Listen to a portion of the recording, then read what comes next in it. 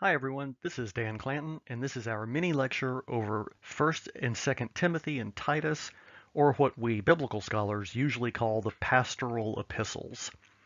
What we're going to try to do in this PowerPoint is to examine the occasion for their composition, as well as the response we can find in the letters for issues and situations the author and their community were facing. At the outset, let me say that most New Testament scholars see these texts as pseudonymous forgeries. That is, they were written in the name of Paul by a later author who was knowledgeable about Paul and his letters. That is, he was a member of a Pauline school of thought. Now, there's lots of evidence for that claim, but our purpose isn't to go through that evidence. Instead, we're going to assume three things about these letters right from the get-go. First, Paul didn't write them. Second, one single author wrote all three of them. And third, a later author wrote these letters in the style of Paul, using vocabulary and imagery that Paul used, and claimed that those letters were actually written by Paul. So instead of working through the evidence for these assumptions, we're going to focus on the problems the author and his community were facing and how they responded to those issues, which includes the choice to compose letters in Paul's name. So first, let's ask a simple question. Based on evidence from the letters themselves, what sorts of problems are the pastoral epistles addressing? One obvious answer is there seems to be an issue with order and organization in the community. That is, the author wants to prescribe and define certain roles for certain people, including leadership roles and roles based on gender. More specifically, the author mentions four categories of roles that needed clarification, in his opinion. These include women, bishops, deacons, and widows. And on this slide, I've given you specific texts from the pastoral epistles that focus on those different roles, so you can follow up on these examples yourself. You can even pause the video right now and check those texts out. But because we think the pastoral epistles are texts written much later than Paul, who was writing in the mid-50s CE, it's not surprising to see that the pastoral epistles use images and symbols to portray the ideal church that are taken from the model of the patriarchal family, which is a fairly common image in the Roman Empire.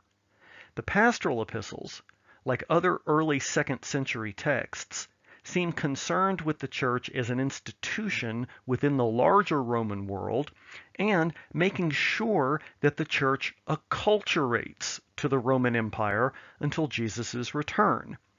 This emphasis helps us understand why the author prescribes more restrictive behavior for women, for example, why he prescribes such specific rules for the office of bishop, and why he limits who can rightly be considered a widow to the point where virtually no woman could be.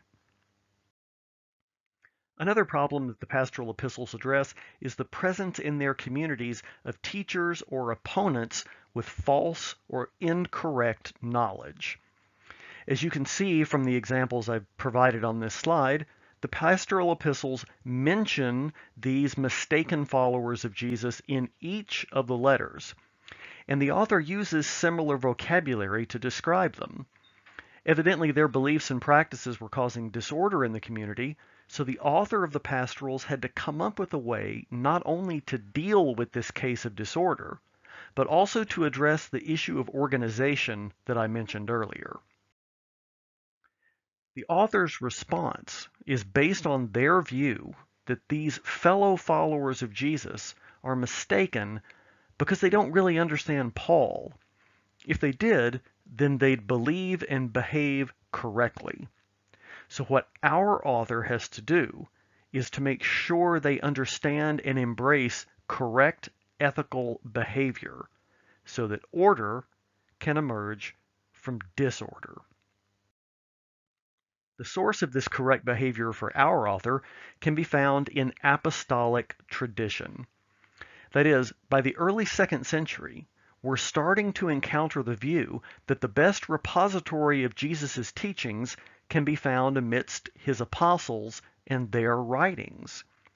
So if our author wants to address the problems of disorder in his community, all he has to do is expose the offenders to Paul's teachings on their behavior. But here he runs into a problem. By his time, Paul's obviously dead, and evidently Paul never specifically addressed the issues that he's facing.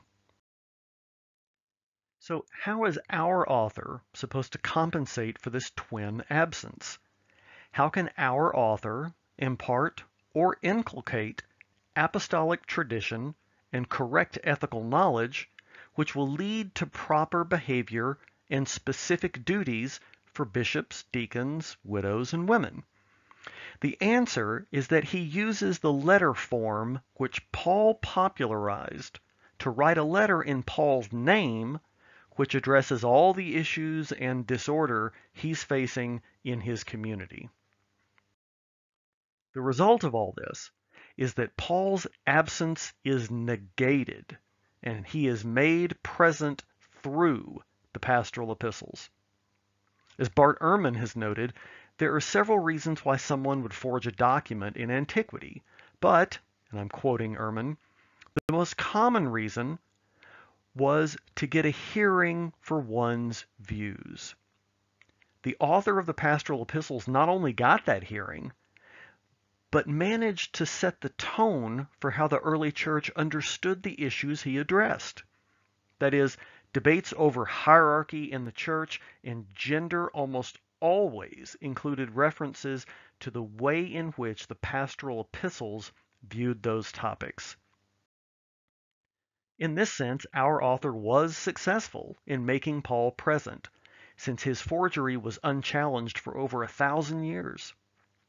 Since, as I mentioned earlier, almost all New Testament scholars see the pastoral epistles as early 2nd century pseudonymous texts, we can use them as primary data, not to understand Paul and his times better, but instead the concerns and literary production of a specific trajectory of Jesus movements in the early 2nd century.